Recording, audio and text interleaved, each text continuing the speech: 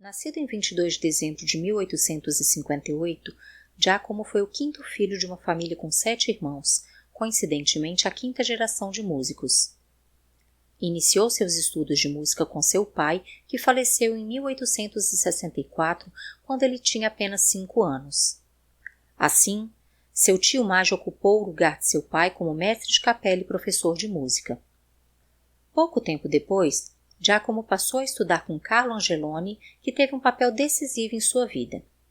Seu primeiro contato com a ópera foi por meio deste professor, que o apresentou às partituras de Rigoletto, Traviata e Trovatore di Verdi. Verdi representava para os jovens compositores italianos da época um ídolo insuperável, e isso não foi diferente com Puccini. Uma experiência que influenciou decisivamente sua vida foi uma apresentação de Aida em Pisa, que, com quase nenhum dinheiro, enorme desejo e bastante disposição, ele e 2 amigos percorreram 30 quilômetros a pé em 11 de março de 1876. Impactado com a apresentação, ele voltou decidido a romper com a tradição musical da família e se dedicar à ópera. Puccini sabia que o melhor lugar para se tornar o compositor que ele desejava ser era Milão, com seu teatro e seu conservatório. Ele fez tudo o que pôde para arrecadar recursos para seus estudos. Em 1878 teve seu primeiro sucesso de público com um moteto e um credo que posteriormente incorporaria a uma missa. Aos 22 anos, via-se ansioso pela incerteza da possibilidade de estudar em Milão. Contudo, nas difíceis condições de sua família, os ganhos de Giacomo, por menores que fossem, representavam uma grande fonte de renda que não poderia ser dispensada. Além disso, era necessário encontrar meios para que ele se mantivesse no período de 3 anos durante o programa do conservatório. Diante disso, Albina, sua mãe, contactou seu tio, um conhecido médico e colunista de um jornal local, na esperança de que este pudesse ajudá-lo. Ele ficou muito impressionado com a missa de seu sobrinho neto e mostrou-se favorável a contribuir com sua educação. Além disso, havia também uma bolsa concedida pela Rainha Margarita a talentosos estudantes de música vindos de famílias sem recursos. Depois de algum atraso, a bolsa foi concedida para custear 1 ano de estudos, enquanto seu tio-avô arcou com os 2 anos restantes. Mesmo assim, apenas no fim do outono de 1880, Giacomo conseguiu finalmente iniciar seus estudos em Milão com Ponchielli. Ponchielli, como Verdi e a maioria dos músicos de sua geração, defendia a tradição da supremacia vocal na ópera italiana, e esta influência logo se manifestou na música de Puccini, que a sustentou com maestria. Estudar em Milão era um sonho que se concretizava, conquanto ainda houvesse grandes dificuldades. Por um tempo, Giacomo dividiu o quarto onde morava com outro compositor, Pietro Mascagni, e em diversas biografias são apresentadas situações inusitadas que ilustram seus momentos de maior dificuldade. Em entrevista, ele relatou que seu senhorio interceptava sua correspondência em que chegava o dinheiro da bolsa e, assim, quitava o valor do aluguel. Também contou que Mascagni o acobertava caso aparecesse algum cobrador. Nestes casos, Puccini escondia-se no armário enquanto Mascagni falava que ele havia saído. A falta de recursos muitas vezes os obrigava a preparar as refeições no quarto, ato que era proibido devido ao alto risco de incêndio. Assim, para abafar qualquer ruído causado pelo barulho dos pratos, ele improvisava ao piano com tutta forza. As experiências pessoais de Puccini durante aqueles anos de pobreza em Milão, sem dúvida influenciaram suas óperas. Ele cita que viveu a história de La Bohème.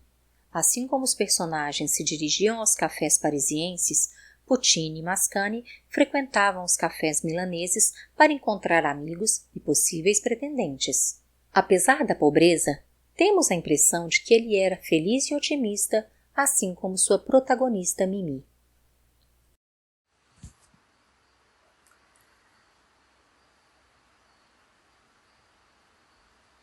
Mas quando vem um degelo, o primeiro raio de sol é meu.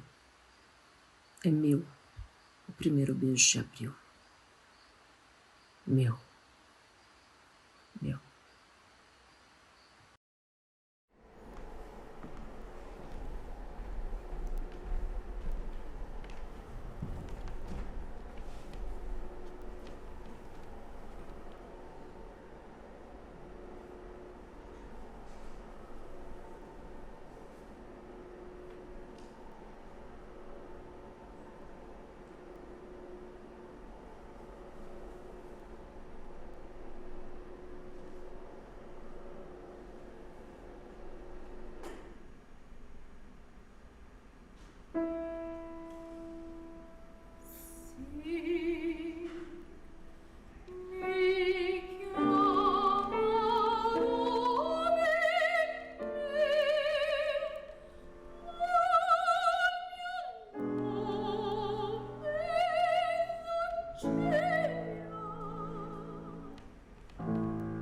Onde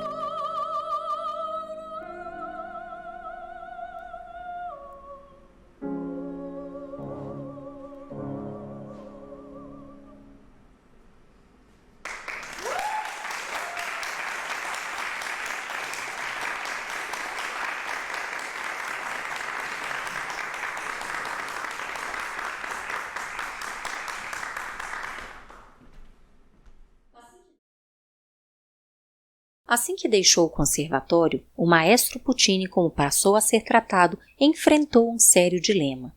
O subsídio de seu tio-avô havia cessado e não se podia esperar nenhuma ajuda de sua mãe, que já começara a ficar doente. Assim, ele deveria escolher entre permanecer em Milão à própria sorte ou retornar a Lucca, onde poderia ser organista na catedral. Ele já havia recusado lecionar, pois, segundo ele, as salas de aula lhe davam claustrofobia. O fato é que Puccini nunca quis ser professor, e também voltar para Lucca estava fora de cogitação. Em 1883, houve um concurso de composição de óperas que ele quis participar. Sem recursos, apenas com a ajuda de seu antigo professor Ponchielli, pôde contratar Ferdinando Fontana como libretista de Leville. A ópera não apenas não ganhou o prêmio, como também sequer recebeu menção honrosa. Incrédulo com a situação, Ponchielli, acreditando na qualidade de seu aluno, começou a apresentar e a divulgar a ópera em seu círculo de conhecidos a fim de que pudesse ser encenada. Fato este que conseguiu chamar a atenção de Ricordi, o principal editor de óperas da época. Desta forma, Leville pôde ser encenada pela primeira vez em 31 de maio de 1884. 5 anos se passaram entre a bem-sucedida Leville e a próxima ópera de Puccini, Edgar. Neste período, grandes atribulações ocorreram em sua vida privada e profissional. Em 17 de julho de 1884, sua mãe faleceu em Lucca, o que afetou profundamente o compositor. Neste período, Giacomo fugiu com Elvira, esposa de seu amigo Narciso Geminiani. O casamento de Elvira com Geminiani parecia feliz. Eles tinham 2 filhos e, a pedido do marido, Elvira começou a ter aulas de piano com Puccini. Os dois se apaixonaram perdidamente e, após a morte da mãe de Giacomo, Elvira deixou o marido e se juntou ao amante em Milão, levando sua filha com ela. Desta união nasceu o único filho de Puccini 2 anos depois, chamado Antônio. Ele permaneceu ilegítimo até os 18 anos, quando o primeiro marido de Elvira faleceu e a união dos dois pôde ser legalizada em 1904. A fuga de Giacomo com Elvira, com quem agora vivia em pecado, criou, como era de se esperar, um escândalo de primeira ordem na província de Lucca. Seus parentes levantaram-se contra ele, acusando-o de ter trazido vergonha e desgraça à honra da família. Seu tio-avô exigia agora o reembolso com juros da quantia que lhe havia despendido durante seus estudos no Conservatório de Milão. Puccini era uma pessoa muito sensível e vulnerável e sua capacidade criativa era facilmente afetada pelas adversidades externas. Desta forma, a composição de Edgar começou no verão de 1884 e durou até o outono de 1888. A fim de liberar o compositor das preocupações materiais, Ricordi havia acrescido aos royalties de Leville um adiantamento mensal de 300 liras que começou a ser pago em julho de 1884 e que deveria durar apenas 1 ano. Contudo, após 6 meses, Puccini implorou ao editor que prolongasse o adiantamento, que ele chamava jocosamente de «meu solorinho», salientando que não tinha outro meio de subsistência. Ricordi atendeu ao pedido e continuou a pagar-lhe um salário, visto que Giacomo já estava trabalhando também na sua próxima ópera, Manon Lescaut. Apesar de seus esforços, todos estavam impacientes com a demora. Ricordi e Fontana pressionavam, Elvira constantemente o lembrava que Verdi, em poucos anos, já havia estreado 3 óperas e, em meio a este caos, a estreia de Edgar não foi das melhores. Apesar de a crítica elogiar a composição de Puccini, decretaram o fracasso da obra em relação aos seus concorrentes. A editora queria romper o contrato com Puccini, não fosse o próprio Giulio Ricordi a convencer os acionistas a mantê-lo. A decisão de Ricordi se demonstrou bastante acertada, uma vez que sua próxima ópera, Manon Lescaut, representou um tremendo sucesso e foi seguido de outro enorme, La Bohème. Apesar de todo o êxito de Manon Lescaut e de La Bohème, é possível imaginar que este período tenha provocado grandes feridas na alma do compositor. Todas as cobranças internas e externas, as incertezas, os questionamentos sobre ter seguido a carreira de compositor, a morte de sua mãe, a morte de seu irmão, toda a dedicação. Será que Deus foi justo? Será que esta seria a recompensa? Em 14 de janeiro de 1900, temos todos esses questionamentos trazidos à tona na principal área de protagonista, Tosca.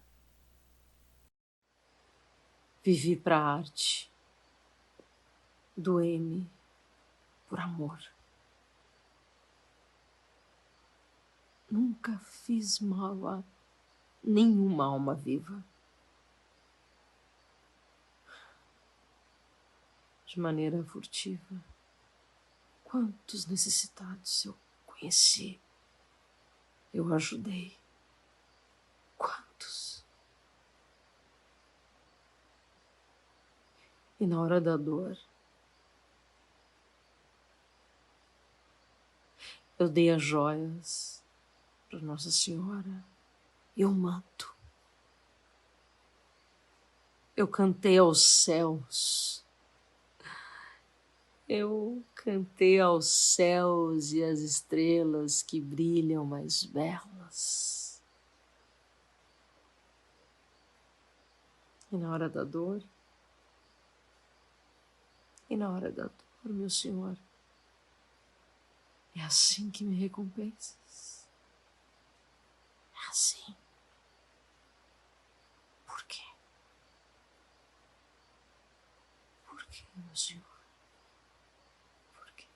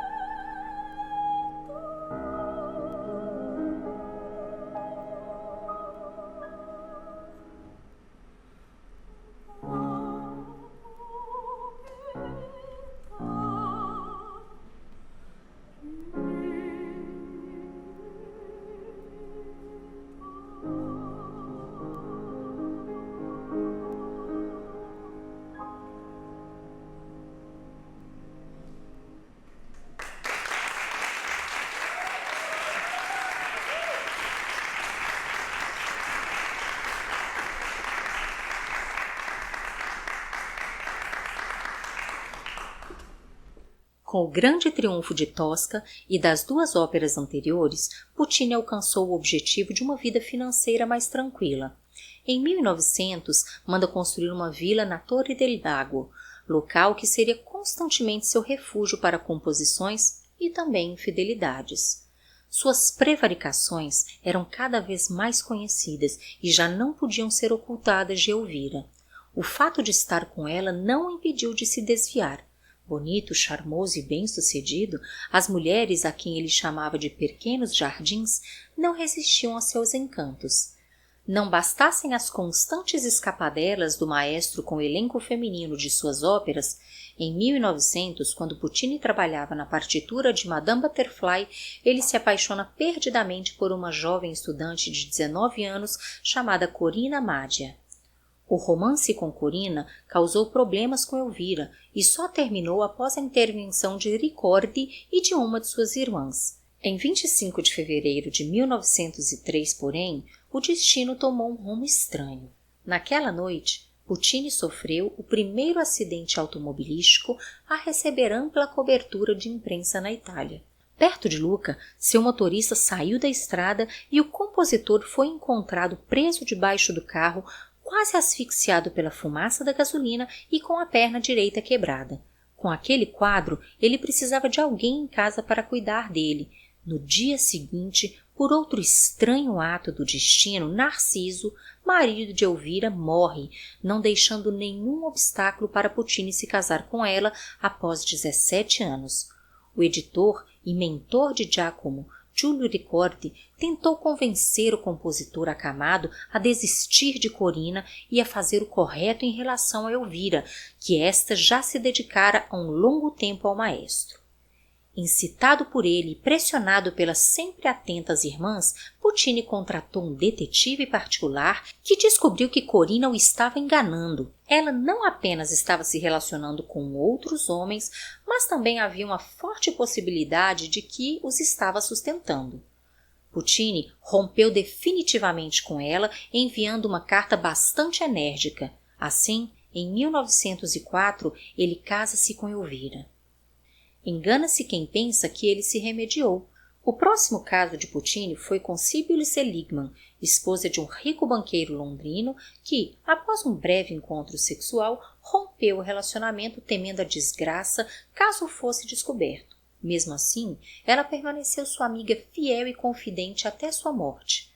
Após Sibylle, houve Blank Landwehr, irmã do compositor húngaro Erwin Landwehr, a aristocrata alemã Josephine von Stengel, para quem construiu uma vila em Viareggio, e a cantora de ópera alemã Rose Ader, que conheceu em 1921. De todos os casos de Puccini, o que realmente o levou à ruína foi justamente aquele que nunca existiu. A tragédia começa por volta do final de setembro de 1908, quando ele volta para a Torre del Lago. A esta altura, ele havia encontrado seu novo pequeno jardim em Giulia Manfredi e estava trabalhando em sua nova ópera, La Fanciulla dell'Ouest. Puccini pediu que Doria Manfredi, empregada doméstica e prima de Giulia, abrisse a casa antes de seu retorno. Por acidente, ao entrar na casa, Doria descobre a enteada de Puccini, Fosca, em flagrante com o libretista da Fanciulla. Fosca tinha 28 anos e era casada com o empresário Salvatore Leonardi. Temerosa de que Doria a denunciasse, decidiu desacreditá-la, acusando-a de ter um caso com o padrasto. Angustiada, Doria escreveu a Giacomo, dizendo que Fosca havia conspirado contra ela para encobrir seu próprio comportamento. Ele garantiu que tentaria resolver a situação. Doria sabia das infidelidades do maestro, mas nutria tamanha admiração por ele que manteve seu segredo até o fim. Antes que ele pudesse fazer algo, a notícia sobre Doria chegou a Elvira. Ela, furiosa, em 1º de janeiro de 1909, aborda Doria e sua prima Giulia e as insulta e difama. Doria permaneceu calada. No dia 19 de janeiro, Elvira difama Doria em frente a toda a vila, acusando-a de prostituição, afirmando aos espectadores que ela estaria tendo um caso com seu marido. Doria era inocente, mas ela não podia se defender, sem trair a prima ou o maestro a quem reverenciava e adorava. Assim, no dia 27 de janeiro de 1909, ela escolhe a morte. A mesma ingeriu veneno, levando o segredo de Puccini consigo. A família de Doria, muito abalada, encomendou uma autópsia que revelou que a moça era virgem. Elvira fora processada, mas vários acordos foram feitos para compensar financeiramente a família de Doria, e assim Elvira se safou de ser presa. Este episódio foi tão traumático para Puccini que ele nunca mais se recuperou. Ele ficou cada vez mais recluso e compôs Turandot, sua última ópera, que ficou inacabada, faltando apenas 2 cenas. Desta obra, a personagem que mais nos chama a atenção é Liu, uma escrava que se sacrifica mortalmente para não revelar o segredo de seu príncipe. Giacomo Puccini morreu em 1924, vítima de câncer de garganta durante o tratamento de radioterapia em Bruxelas, na Bélgica.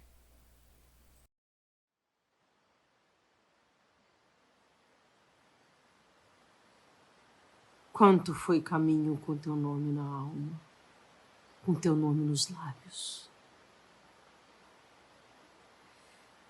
Mas se teu destino amanhã se decidir, nós morreremos na estrada do exílio. Ele perderá seu filho. Eu, a sombra de um sorriso.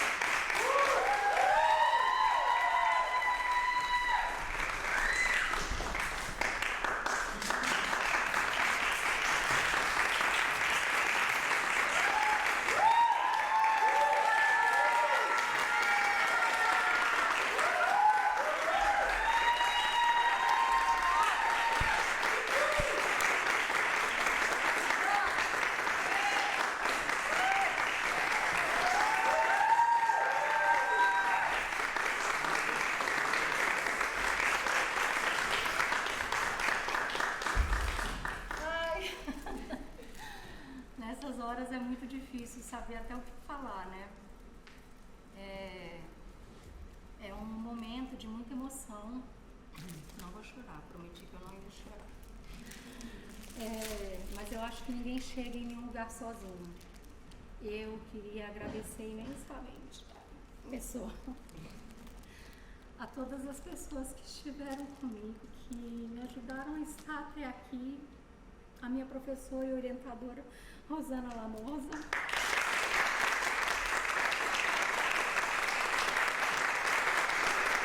a minha banca Label Rocha,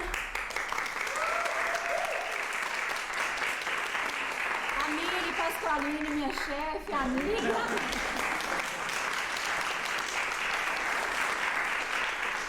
Todas as pessoas que participaram da produção, que não é fácil, a gente sabe todas as questões que implicam uma produção como essa. Em especial, eu queria agradecer ao Vinícius, a minha mãe, a minha tia e a Ive, que estão aqui.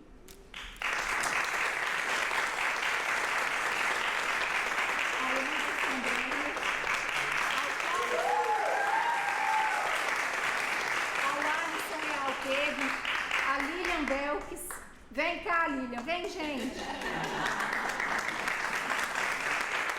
Ao Isaac.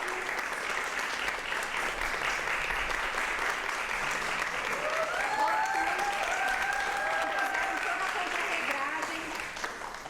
Porque sem essas pessoas nada disso seria possível. Eu fiquei um pouco emocionada na última música. Mas eu queria agradecer muito a vocês por estarem aqui hoje presentes. Ao pessoal da maquiagem, a Stephanie, a Alec, todo mundo que me ajudou com isso.